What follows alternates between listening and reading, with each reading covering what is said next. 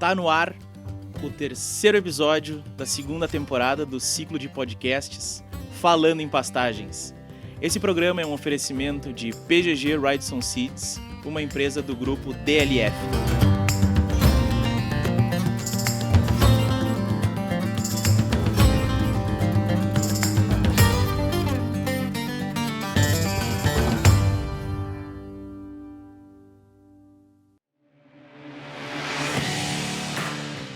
A pastagem é densidade de semeadura.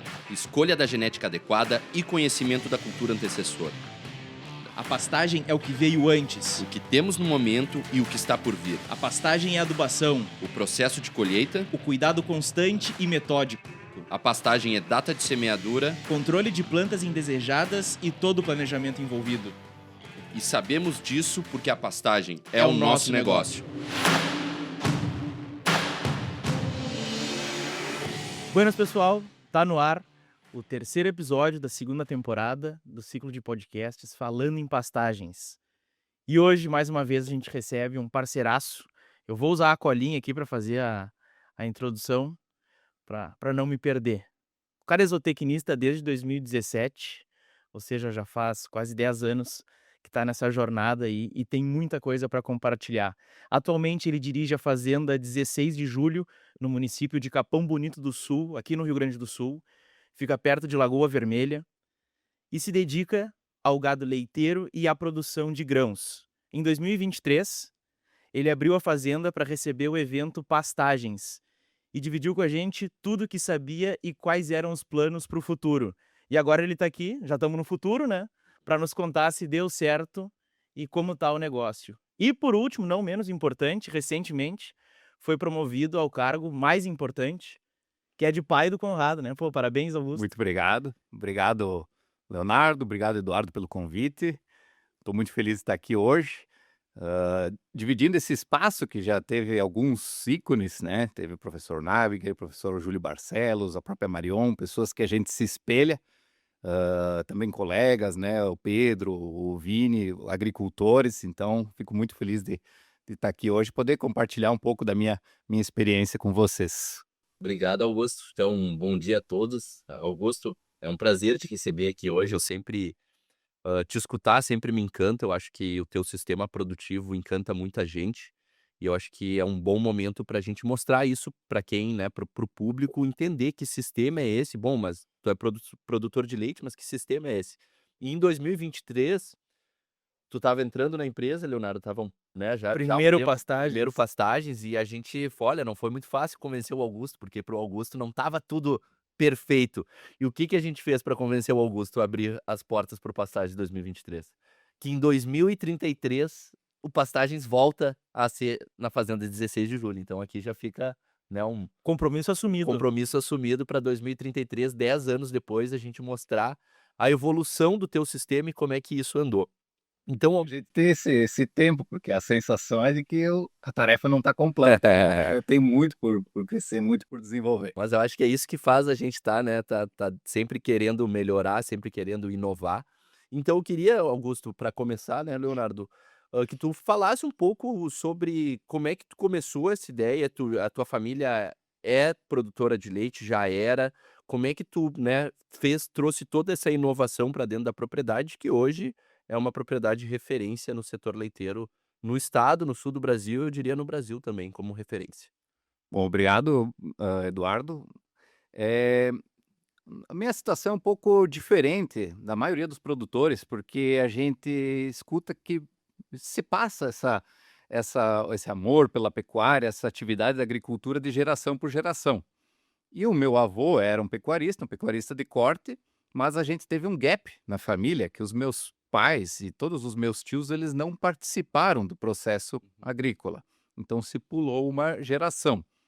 E eu sempre muito encantado pela fazenda do vô, e a gente produzia desde 1989 alguma coisa de leite, mas um sistema muito rudimentar, um sistema de baixa eficiência. E eu considero que a primeira grande experiência que eu tive em pecuária intensiva, e principalmente pecuária intensiva à base de pasto, foi quando eu fui em 2016 para a Nova Zelândia. E E isso se difere muito da maioria dos profissionais que atuam hoje no Brasil, que todos eles têm visto o que é tradicional, rebanhos de altíssima produção por animal, sistemas muitas vezes intensivos, mas confinados. Então, todo essa base que eu criei na pecuária veio de um modelo que não é o mais adotado aqui no Brasil, que é o modelo neozelandês. Nós, antigamente, éramos uma propriedade de pecuária de cria, né? Então, nós já gostávamos de uma criação extensiva, uma criação à base de pasto, e isso foi o que já facilitou que nós mantivéssemos o pasto na nossa cultura, mas que trabalhássemos de forma intensiva na pecuária leiteira. E vindo da Nova Zelândia, a gente percebeu que existem alguns conceitos, algumas teorias que eles utilizam lá que são completamente adaptáveis à nossa realidade aqui. E isso faz com que hoje o nosso sistema seja um pouco fora do tradicional, mas que ao mesmo tempo possa ser muito eficiente, possa ter alguns resultados interessantes. Então tu voltando de lá com essa ideia fresca na cabeça, tu tu começou esse sistema, tu entrou em contato com a tua família e tu: "Bom, a gente a partir de agora vamos", né, tu vai precisar de investimento, tu teve que buscar recursos, porque tu precisa montar um sistema não do zero, mas muito próximo de Muito um próximo. sistema do zero, né, uma sala de ordenha, tudo que precisa para fazer isso. Então tu chegou e já começou isso ou isso demorou um pouco mais? Isso, digamos que estava já no meu espírito, né? Mas a gente chega muito cru, muito verde, né? Então, o Leonardo falou que eu sou formado desde 2017 e, apesar de ser zootecnista, eu hoje me considero muito mais um pecuarista, um agricultor, do que um técnico, né? E chegando em 2017, numa realidade totalmente diferente, a gente foi se adaptando. Então, conversando com os primeiros técnicos, utilizando o rebanho que se tinha. E, de início, foi muito difícil colocar essa convicção do sistema neozelandês aplicado ao modelo brasileiro. Então, as primeiras vacas que eu comprei para ampliar o rebanho eram vacas holandesas de sistemas americanos. Eu foquei muito na produção de silagem. Antes de fazer um grande investimento a pastagem, já tinha feito investimento vagão. Então, de início, não foi tão simples assim. Mas a convicção do sistema neozelandês, ele permanecia. E, aos poucos, a gente foi conhecendo empresas, tanto de genética animal, como a própria PGW. Uhum. Eu conheci no evento Pastagens que foi em Passo Fundo, Uhum. se não me engano, em 2019, eu acho, 18. 18. Uhum. Então, teve um tempo para eu encontrar empresas parceiras e técnicos parceiros que conseguissem Uhum. produzir no mesmo sistema que eu estava imaginando. E depois desse desenvolvimento foi que aos poucos foi acontecendo, né? A gente começou, os primeiros anos ainda tinha alguns pedaços de campo nativo, então fazendo sobre semeadura, começamos a testar algumas sementes de azevém, o Interstar foi um dos primeiros deles, e a gente começou a ver resultado principalmente na primavera, que era algo que a gente não tinha tanto. E o grande gargalo, assim, eu tive, digamos assim, 2 pontos específicos que fizeram eu transformar para ser um sistema completamente baseado no sistema neozelandês e não um sistema tradicional que se pensa em animais confinados. Foi se não me engano, num ano de 2020, por aí, numa véspera de plantio de milho, era, se não me engano, dia 17 de novembro, e nós estávamos com um Azevém KLM belíssimo, e já estava com o prestador de serviço alinhado para ele plantar milho no dia seguinte, e nós íamos dessecar aquela área. E aí eu fiz a experiência, disse, não, vamos fazer um corte e mandar fazer uma bromatologia só para ver a qualidade do que eu estou perdendo. E, para minha surpresa, deu um azevém com 28% de proteína, no dia 17 de novembro.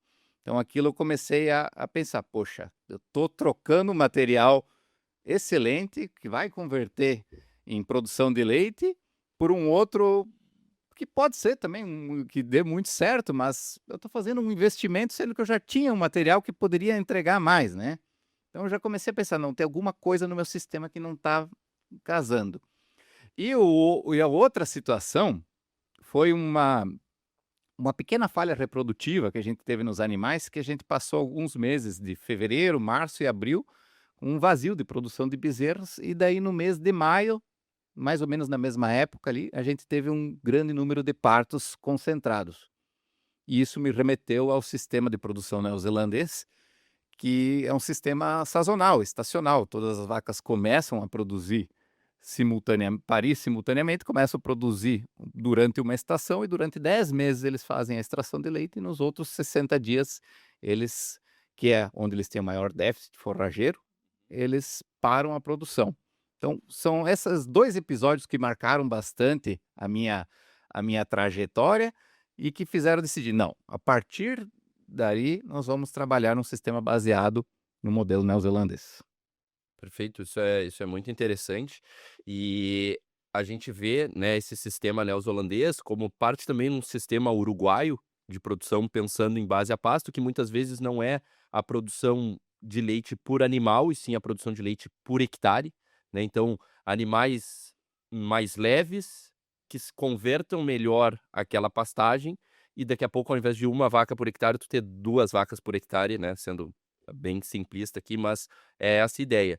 E a outra coisa é, nós estamos num dos melhores lugares do mundo para produção de base a pasto. E eu não digo só o sul do Brasil, eu digo o Brasil como um todo. Até o Brasil central a gente tem alguma dificuldade né, períodos de seca, mas tem como trabalhar isso.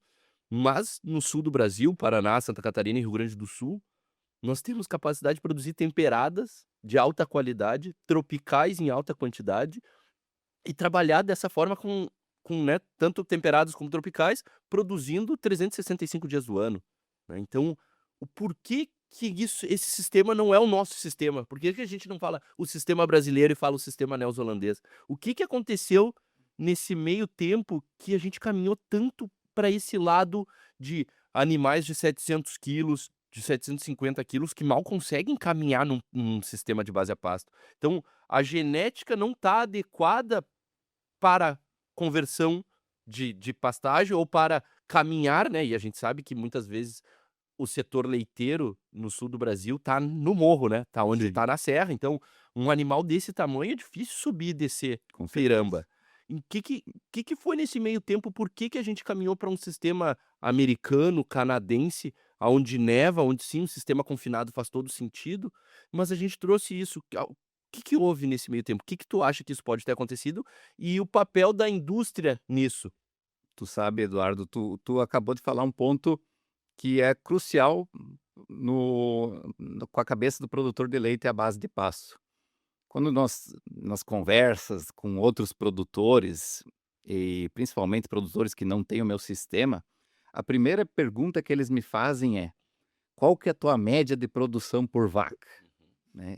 Esse é o número que nós, brasileiros, nos acostumamos a comparar uma propriedade por ser melhor que a outra.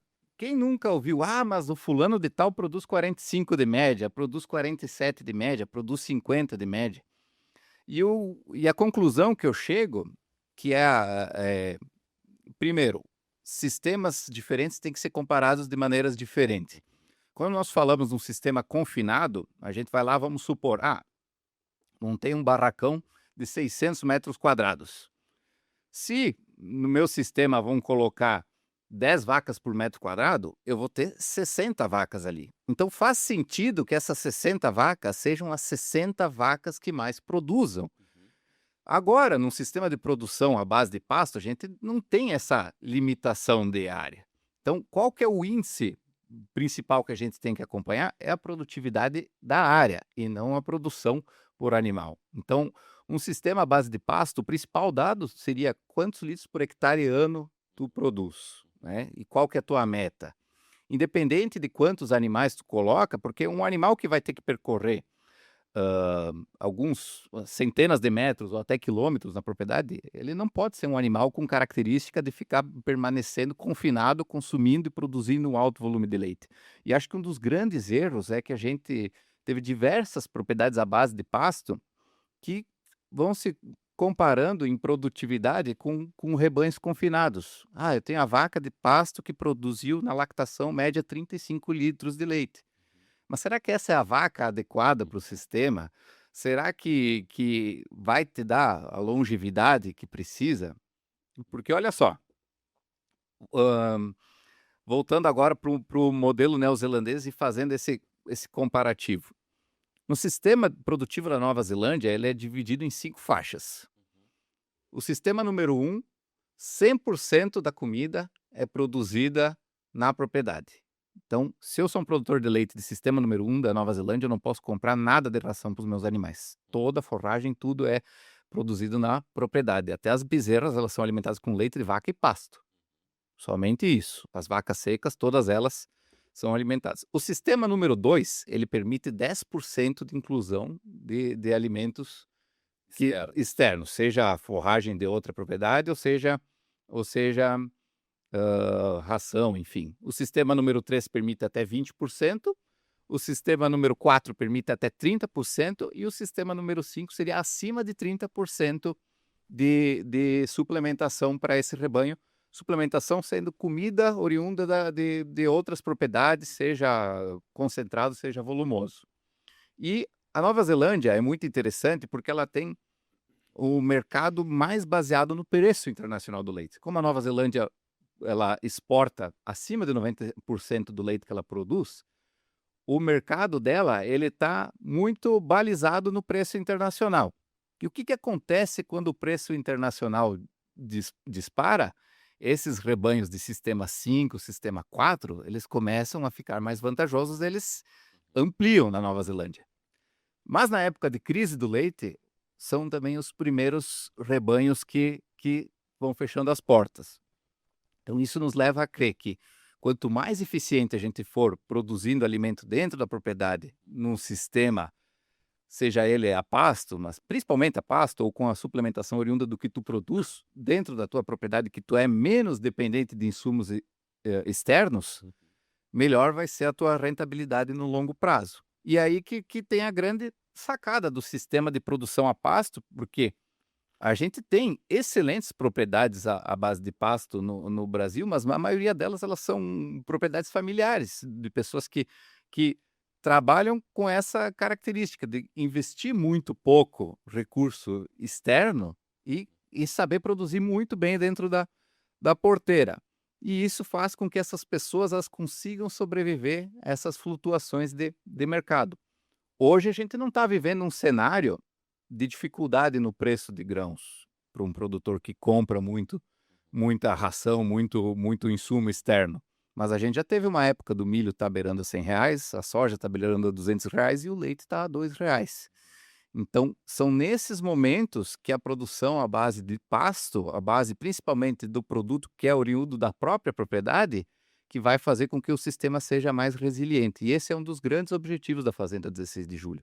A gente não almeja ter a maior produção, muito menos por animal, mas também não almeja ter a maior produção por área, mas a gente almeja estar sempre no jogo, está sempre produzindo, está sempre tendo uma rentabilidade, que é isso que a gente imagina que no longo prazo vai manter o produtor na atividade. Uhum. E só para fechar a pergunta sobre como a gente começou essa parte da conversa, sobre por que novamente, a gente caminhou muito para um lado que, eu penso, né, e me corrija se eu estiver errado, para a indústria é muito mais fácil um sistema confinado, porque é muito mais seguro a produção. Tu consegue manter uma sanidade muitas vezes, e não que no pasto não consiga fazer igual, consegue, mas os sistemas a pasto eles estão tão distante, é como se fosse, né, o homem das cavernas e tá muito distante. Então, tu vê vacas muitas vezes num lodo, né, num barro, com as tetas dentro do barro que vai contaminar, então isso acaba tendo problemas sanitários. Então acho que para a indústria ela levou muito para esse caminho, mais por uma facilidade, por uma segurança dela, ou estou enganado? Isso, a gente vê, principalmente, né, os técnicos das indústrias, a gente percebe que contam muitas histórias de sucesso daquele produtor que tinha só meia dúzia de vaquinhas, de repente teve 15, de repente teve 20, e começou a fazer um cenário de barro, um cenário de dificuldade, e o grande exemplo de sucesso foi quando ele construiu o barracão e colocou as vacas lá, né. Então, é um pouco engraçado que isso virou quase que um case que em muitos lugares aconteceu. Mas por que que para a indústria, por que que é mais interessante esse sistema, né? Veja bem, se nós formos analisar uma propriedade à base de pasto na Nova Zelândia, a gente tem toda uma cadeia produtiva que favorece esse sistema. Eu tenho lá a minha área de pastagem, eu preciso construir as cercas para subdividir os piquetes. Se liga, vem uma empresa terceirizada e produz isso. Os corredores, as áreas de locomoção dos animais, tu vai lá, tu telefona, tu tem uma empresa terceirizada que consegue fazer isso.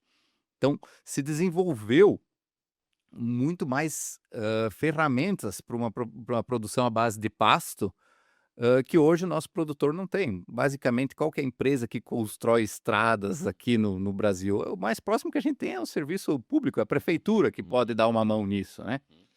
E, ao mesmo tempo, aqui no Brasil, a gente teve um comércio muito grande de, empresas que constroem barracões, hã, com certeza, qualquer rebanho confinado, ele exige muito mais insumos na parte veterinária, a parte de sanidade. Então, desde dos laboratórios, tudo caminhou, porque comercialmente sempre foi muito interessante. Mas, ao mesmo tempo, a gente tem visto uma realidade de muitos produtores ficarem muito endividados, porque não conseguem acompanhar todo esse investimento que precisa num sistema confinado.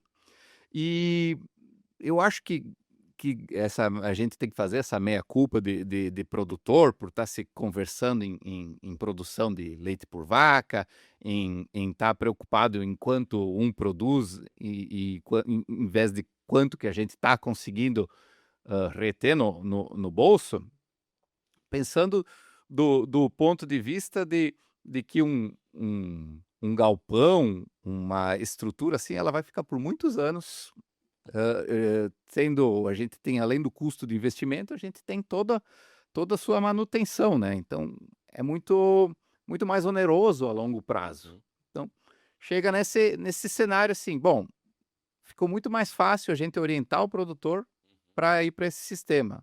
Mas quem sabe, hoje a gente tem novas tecnologias, eu vejo no pasto um potencial imenso de produzir muito mais, porque se a gente for pensar numa cultura de milho, uma cultura de soja, a gente já estudou muito sobre elas, a gente já evoluiu muito. Mas na pastagem, o quanto a gente tem para evoluir, né? Então é um pensamento a longo prazo que a gente tem que, de certa maneira, se ir difundindo, né? Perfeito.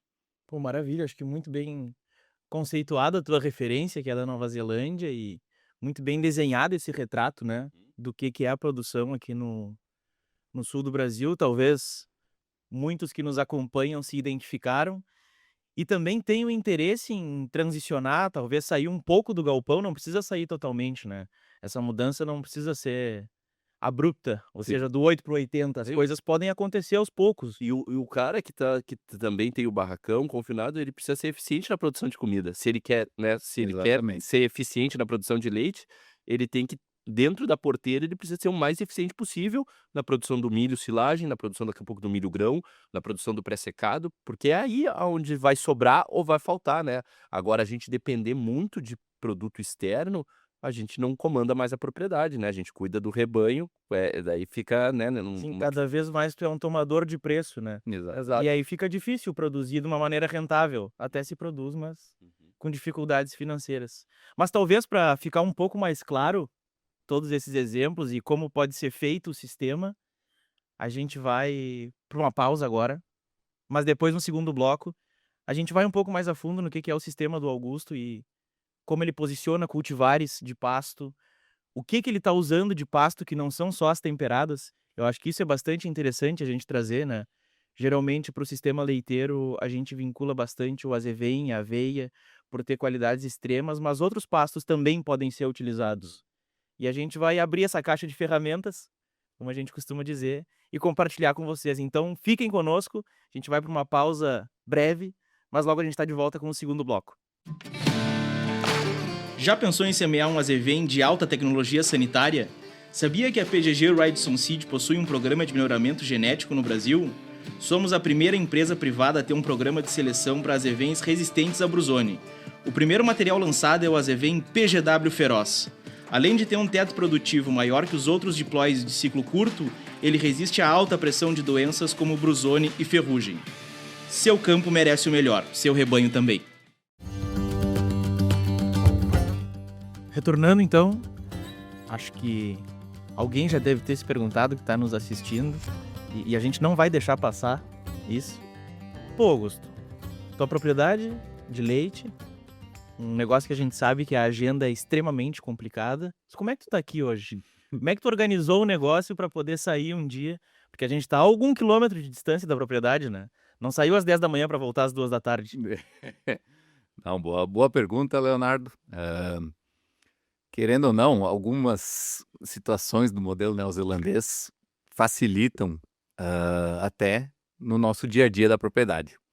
Até comentei com vocês que um dos grandes pontos que foi a minha virada de chave para produzir a base de pasto no modelo neozelandês foi a concentração de partos, né? Mas a concentração de partos, né, um sistema sazonal, ele tem diversos benefícios, até a gente pode falar mais deles, mas um dos benefícios que eu considero talvez seja um dos principais, que é a concentração das atividades.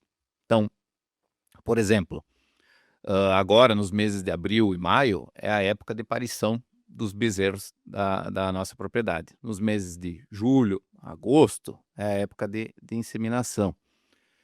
Nos meses do final do ano, outubro, novembro, a gente já tem todas as vacas prenhas, já tem as bezerras desmamadas, então a gente consegue privilegiar tarefas como manutenção de cercas, manutenção de infraestrutura, e no verão a gente consegue ter um cuidado muito maior com as lavouras, até o mês de fevereiro, que a gente começa a secar os animais, a gente praticamente fica com um número muito pequeno de animais em ordenha.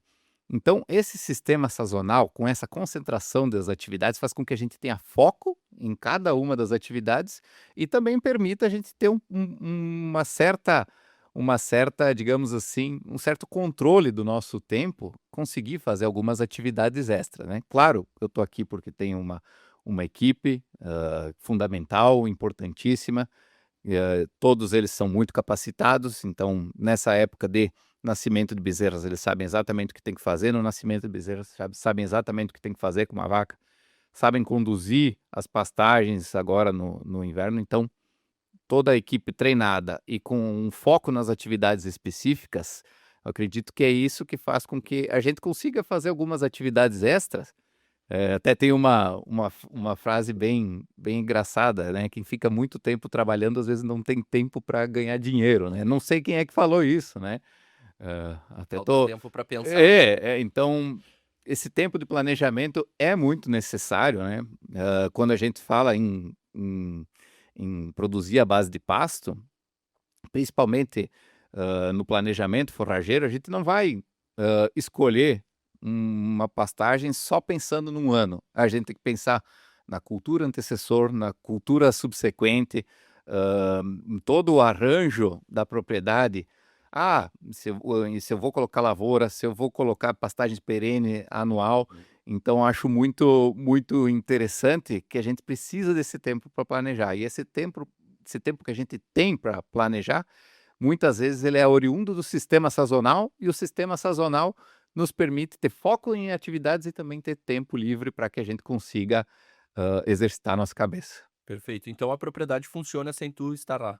Isso no final das contas. De maneira geral, sim. Óbvio, tu tá muito presente, tu mora lá dentro da propriedade, tu tá no dia a dia, mas tu consegue sair e as operações continuam funcionando de maneira plena, montada para isso. Ano passado eu tive um dos maiores exemplos, que por cerca de 15 dias eu estive na Nova Zelândia, com a empresa de genética, nos levou para lá visitar propriedades e ver o que eles estão fazendo de atualidades. Com a Gensur? Com a Gensur, né, através que é a representante da LIC, que é uma cooperativa da Nova Zelândia que detém 75% da genética do rebanho deles. E estando a 16 horas de fuso horário, hoje em dia a gente já consegue ter internet em tempo integral, mas mesmo assim é complicado, né? Tu tá lá mandando ao meio-dia, o cara tá recebendo às 2 da manhã em casa a informação. Então consegui ficar 15 dias fora e simultaneamente tudo isso acontecia. A pastagem crescia, precisava adubação, precisava trocar piquete, precisava ordenhar. Então, essa organização faz com que a gente consiga ter esses momentos que é fundamental. Fundamental no longo prazo é a gente estar em conversas, a gente está se atualizando, porque da última vez que eu fui da Nova Zelândia, há 9 anos atrás, para o ano passado que eu fui, eu vi uma diferença muito grande, muito mais tecnologia, colares, cerca virtual. Então, a gente percebe que para a gente tentar fazer com que a propriedade tenha esses resultados interessantes a longo prazo, não basta a gente só fazer as coisas direito, a gente precisa se atualizar. Tanto a PGW atualiza portfólio, atualiza sementes, e a gente precisa se atualizar, ver o que tem de mais moderno, o que tem de mais rentável, e a gente só consegue fazer isso com tempo e tempo para enxergar as coisas fora da propriedade. Perfeito, acho que isso é incrível, porque a gente tem, né, a gente aprende que, bom, a propriedade de leite são 2 ordenhas por dia, todos os dias do ano, não tem Natal, não tem Ano Novo, a gente sabe que isso é uma dificuldade, mas tu pensando num modelo com uma equipe, né, então para isso tu precisa de uma equipe muito bem formada, tu precisa manter esse pessoal lá, porque, né, a gente sabe que a rotatividade no campo é bem alta, então tu precisa ter isso montado. Então para nós é muito bom ouvir isso para saber que tem como, né, a gente tem como chegar nisso. E pensando nisso, para o pessoal saber, tu poderia falar um pouco sobre como é que tá montada primeiro o teu rebanho, quantas vacas em lactação, se está estável ou se tu ainda está aumentando as vacas em lactação, um pouco da genética que utiliza e depois disso a gente vai para o planejamento forrageiro. Certo. Só para complementar o assunto, né, a nossa propriedade trabalha com funcionários, mas o sistema sazonal, o que a maioria dos produtores familiares vem procurar esse sistema é justamente pensando, bom, eu vou ter uma época de nascimento de bezerras, uma época de inseminação, os 10 meses de lactação em que eu tiro leite, e tem acontecido muito de propriedades familiares de pessoas que por anos não saíam de casa, conseguir secar todas as vacas e ter um mês de férias, ir com a família para uma praia, deixar um vizinho só suplementando as vacas. Então, tem esse aspecto social que também é fantástico, né? Então, até já fica o convite, quem quiser saber mais sobre o sistema sazonal, acho que não é a pauta principal, de seguir a Fazenda 16 de Julho nas redes sociais. Nós somos uma turma bem grande de produtores que está até se adaptando ao sistema, porque são diversas as dificuldades, e a gente se coloca à disposição de trocar ideias para justamente ter esse tempo, não digo livre, né, mas esse tempo que a gente consiga fazer outras questões, a não ser ficar refém da propriedade de leite. Hoje na propriedade, nós, nessa estação 2025-2026, que foi finalizada em abril, a gente chegou a 208 vacas em lactação, e agora nós já estamos nessa nova estação 2026-2027, que as vacas começaram a parir em abril.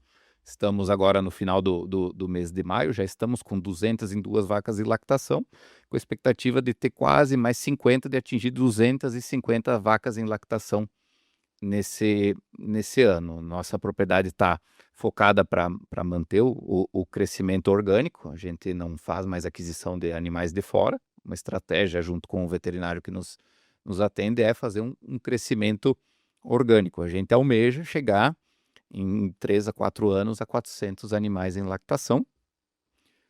Isso tudo numa área útil aproximadamente de 110 hectares. Hoje, nosso rebanho, inicialmente, lá em 2017, quando eu recebi as primeiras vacas, que foi me permitido pela família que eu conduzisse, né? Até no primeiro bloco o Edu falou, como é que tu convenceu eles, né? Não, justamente por ter esse gap do avô passar para o neto, né? Essa condução é muito mais fácil conduzir do que às vezes ter uma sucessão direta de pai para filho, que a gente sabe que é bastante complicado. E a gente foi foi adaptando o que a gente recebeu, que eram animais de genética holandesa-americana, e desde o início eu já queria colocar uma genética mais adaptada ao pasto, animais um pouco menores, com vida mais longevos, vida produtiva maior. E só que a gente foi substituindo as vacas de cria e fazendo aquisição de animais. E era muito interessante que eu precisava de um número maior de animais. Eu comecei a perceber, bom, com o preço de uma novilha holandesa de ponta, eu praticamente consigo comprar 2 novilhas Jersey. Então, no rebanho que se iniciou com vacas holandesas americanas, depois foi incrementado vacas Jersey, o que são animais extremamente distintos, né? Então, fica muito engraçado o início do rebanho, porque eram vacas enormes com vacas muito pequenas. E desde então, desde meados de 2018, a gente opta por fazer o cruzamento. Então, nessas vacas holandesas americanas, a gente colocou o Jersey neozelandês. Nas vacas Jersey, a gente colocou o Kiwi Cross, que é o cruzamento neozelandês do holandês neozelandês com o Jersey neozelandês. Então, a gente foi colocando um sanguinho de holandês Friesian. O holandês neozelandês, ele já tem um menor frame, né? Ele tem uma menor estatura já. Exato, É bem diferente de um holandês americano, canadense. Estima-se que o holandês Friesian, que é o holandês que eles utilizam na Nova Zelândia, ele tem o peso adulto de 520 quilos. Então, a gente vê as nossas vacas americanas ali em torno de 700, 800 quilos, às vezes até mais, dependendo de como foi feita a seleção do rebanho. E fazendo essa introdução, o rebanho atualmente ele é praticamente todo mestiço. Não tem mais alguma, a não ser as vacas mais antigas, que eram puras, Jersey, alguma que outra vencedora pura holandesa americana. Hoje todo ele é mestiço, e é uma coisa que me chama a atenção, porque o neozelandês não teve vergonha de ter o rebanho mestiço.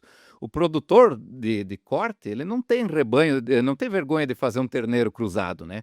E a gente utiliza muito pouco os ganhos da heterose na produção leiteira, né? Então, a gente vai ter um animal que é o Jersey com o holandês, eles vão ter características diferentes, mas a gente sabe que quando a gente dá o choque de sangue, a gente consegue ter um ganho nessa genética através da heterose. E tanto que os rebanhos neozelandeses, eles são comparados na mesma base de dados, o holandês Friesian com o Jersey com o Kiwi Cross. Todos eles são comparados juntos, e aí eles vê a capacidade de produzir leite, produzir sólidos, vida reprodutiva, e a gente percebe que, na grande maioria, os grandes campeões do BW, que é o mérito genético, que é o índice deles, são animais cruzados. Então, a gente não teve vergonha de ter uma vaca preta, uma vaca osca, uma vaca mais puxada por Jersey, uma pintada. A gente não teve vergonha de ter um rebanho que talvez não tenha aquele aspecto do rebanho puro, né? Mas, ao mesmo tempo, a gente sabe que comercialmente isso ainda não é uma coisa difundida, não é muito aceito, mas tem sido aceito pelo resultado que a gente tem mostrado na propriedade. Existem produtores que vêm, que compram e que querem comprar o animal cruzado, e isso é uma coisa que está engatinhando, e também vem junto com aquela pergunta de por que a gente ficou tão mais fácil confinar os animais. Um dos motivos é a genética animal que a gente tem trabalhado, tem sido um pouco distante. Mas, voltando à parte do planejamento, de como é que está os grandes números, né, da propriedade, hoje, então, a gente tem produzido 15 mil litros hectare ano, né? Então, no pico de produção dessas vacas, a gente chegou a 6 mil litros dia. Para o pessoal ter uma noção de números, dividido pelos 365 dias a nossa produção, pelo número de animais que a gente ordenha, a gente tem uma média anual de 22 litros por animal por dia. É uma média bastante inferior aos rebanhos tradicionais. Esses animais, no pico de lactação, eles chegam a ganhar 6 quilos de concentrado.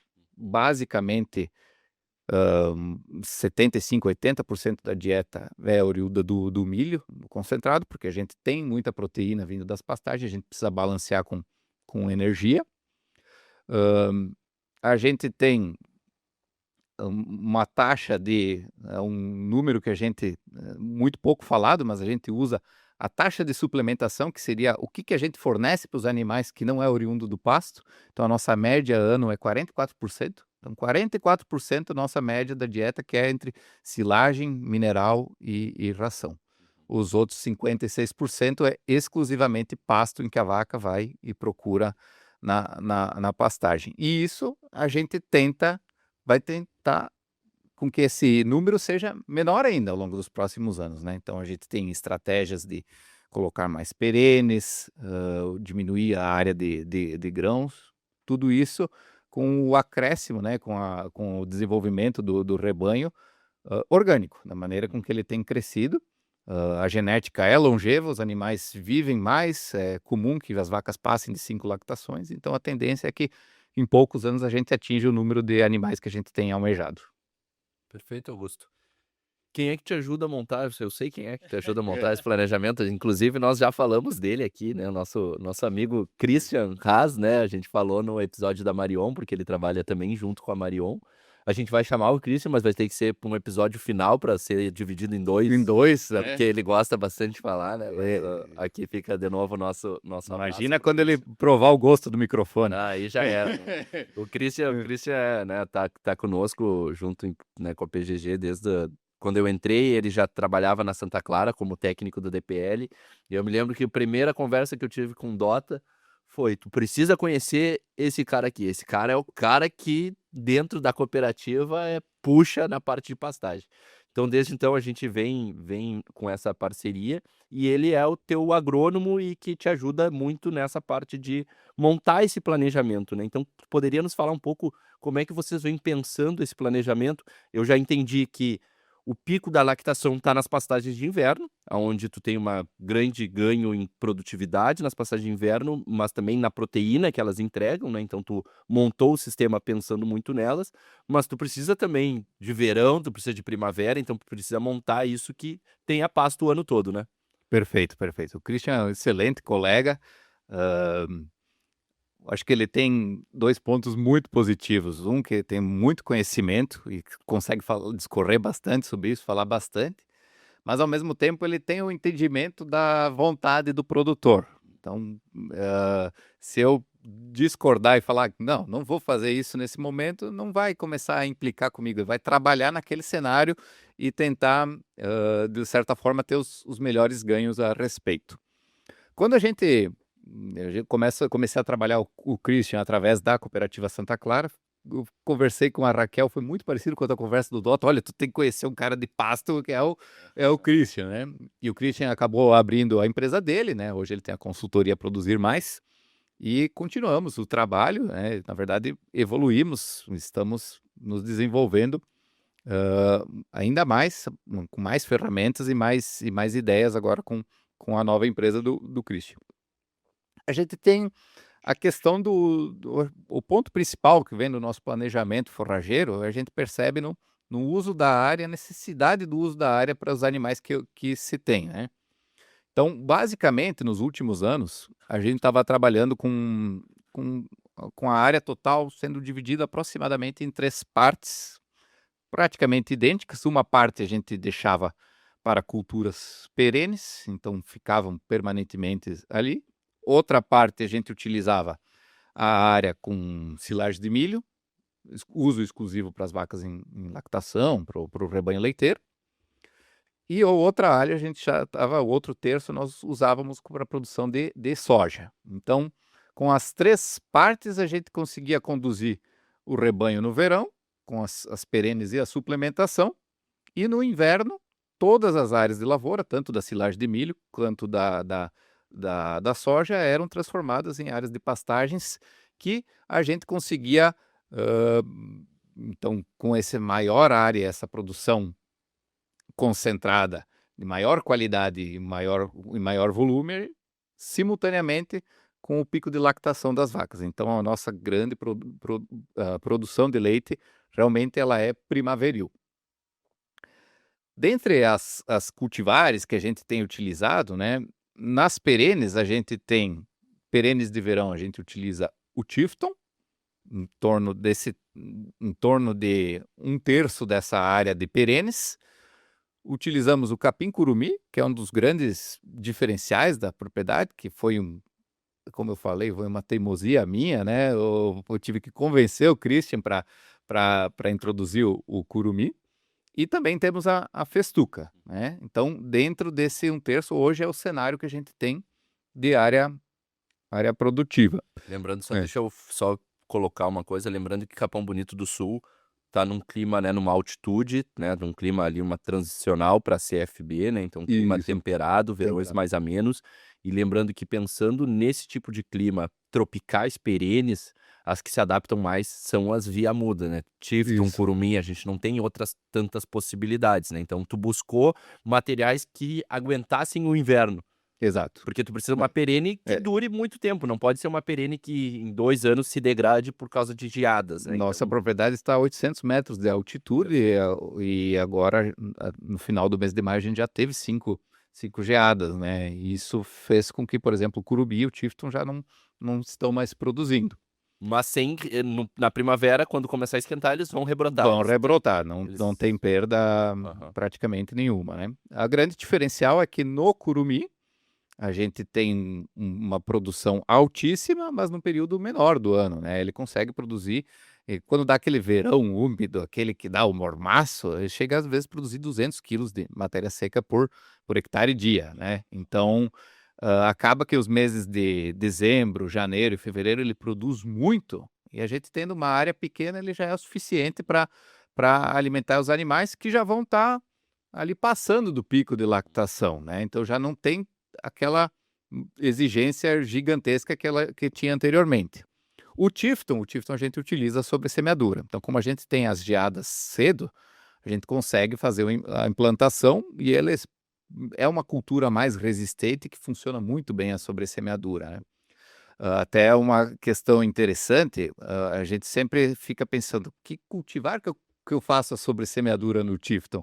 A aveia para não impactar a rebrota do Tifton, o azevém, enfim, nós estamos utilizando os dois, porque a gente quer, como o Tifton, o frio chega cedo, o Tifton se entrega cedo, então a aveia nos dá disponibilidade de pastejo no cedo, e o azevém, por mais que ele vai sendo longo, vai atrapalhando o rebrote do Tifton, ele tem mais qualidade. Uhum. E eu, depois da primavera, cada dia que passa, quanto mais eu tiver de forragem de qualidade, mais interessante é. Então, o Tifton, quando eu preciso de uma área para ser o pulmão da propriedade, ele acaba sendo o que aguenta no tranco. A festuca, ela tem nos impressionado bastante pela produção outonal, que é quando a gente tem mais dificuldade, né? Claro que na primavera, eu acho que assim como o azevém, como as outras perenes de inverno, ela produz mais na primavera, mas no outono, pela necessidade que a gente tem da área na área de milho está implantando cultura, na área de soja está implantando cultura, a festuca tem feito um papel muito importante em a gente continuar tendo uma oferta de pastagem numa época que realmente é difícil, né? Vazio ali, que essa transição é Vazio. complicada e a festuca de segundo ano, ela tá entregando Tá nesse entregando. momento. E a gente fez a incorporação da festuca numa área de campo nativo, então não foi, digamos assim, não teve aquele preparo excepcional para ela, e ela vem entregando ano após ano. Algumas mudas se perderam, mas a gente consegue ter bons resultados. E nesse conceito de áreas de soja e áreas de milho, então, na área de milho, que a gente acaba colhendo na primeira quinzena de fevereiro, geralmente a nossa silagem, a gente acostuma implementar tanto a aveia como o azevém, geralmente o KLM, porque é a área de anual que eu tenho o ciclo mais longo de pastejo. Começo a pastejar já em abril e pretendo ir até dezembro, que essa área, posteriormente, eu cedo para a lavoura de soja. E na área de soja, a gente entra exclusivamente com o azevém, e que a ideia é que ela tenha um ciclo mais curto de pastejo, para em outubro nós estar adentrando na cultura do milho. Então, basicamente, esse é o quebra-cabeça que a gente tem trabalhado hoje na propriedade. Em conversa com o Christian e pensando na evolução do rebanho, nós já percebemos que nós vamos ter que mudar essa proporção de um terço para cada digamos assim, cada caixinha, né, das perenes e das lavouras, nós vamos dividir em 5 partes. Então, provavelmente vão ser 3 partes de perenes, uma parte de lavoura de soja e uma parte de silagem de milho. Então, a gente está almejando aumentar as nossas áreas principalmente agora de festuca, porque o nosso único vazio forrageiro que a gente tem é o vazio outonal. Graças aos azevens melhorados, a gente não tem mais. Eu lembro que nos livros da faculdade a gente via, né, o vazio primaveril e o vazio outonal. Aqui na nossa região, para ter vazio de primavera, é só quem não se planeja. Se usar um azevém de ciclo mais curto. É só se O usa. KLM de abril a dezembro, a gente tá falando 270 dias de utilização, 280, Exato. muito tempo de É, utilização, ele e- acaba ocupando muito bem. E ele está em folha, né? Não estamos falando de um azevém que virou talo e que a gente continua deixando os bichos lá porque o bicho gosta de comer o grãozinho e engorda ali. Não, não, é folha. É folha, é alimento que gera produto de altíssima qualidade.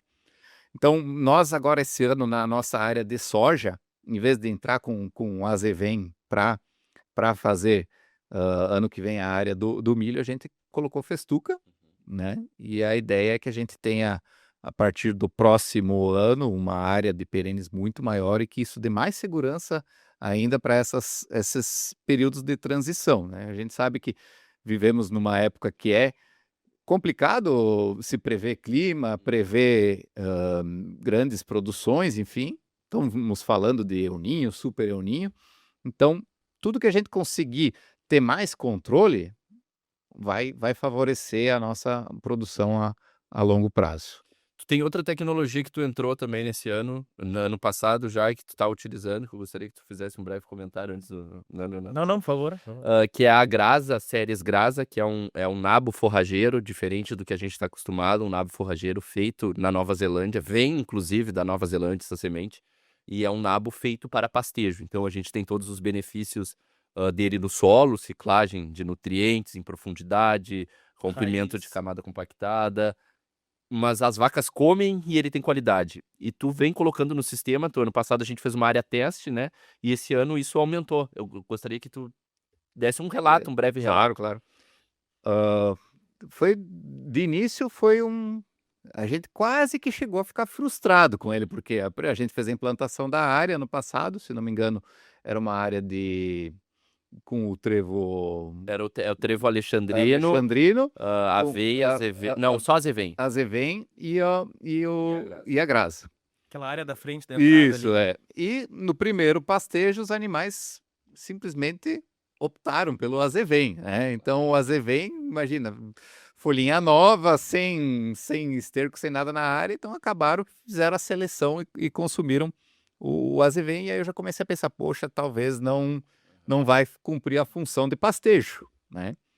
E a partir do segundo pastejo, eu comecei a observar que os animais responderam e começaram a consumir o grasa. E isso já começou a nos chamar bastante atenção. Olha, realmente eles consomem. Talvez era uma cultura nova para eles, eles precisavam de um tempo de adaptação.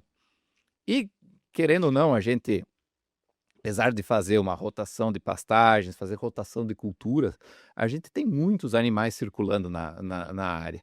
Então, a gente precisa também de plantas que vão trabalhar essa questão do solo. Então, em conversa com o Christian, a gente pensou, olha, vamos expandir para a área toda de anuais, vamos colocar 2 quilos do grasa por hectare.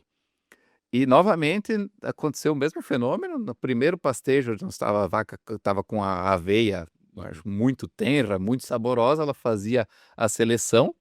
E depois, a partir do segundo pastejo, e agora ainda mais, até por causa da pressão animal ser maior, agora nessa época que nós não temos mais nem o curumim, nem o tifton, né? Então elas estão pressionando mais as áreas de inverno, a gente vê que o consumo é proporcional com as outras plantas, e isso a gente não tem notado, digamos assim, vai ter uma perda na produção ou um incremento, a gente imagina que se mantém na proporção de que se fosse somente aveia e azevém.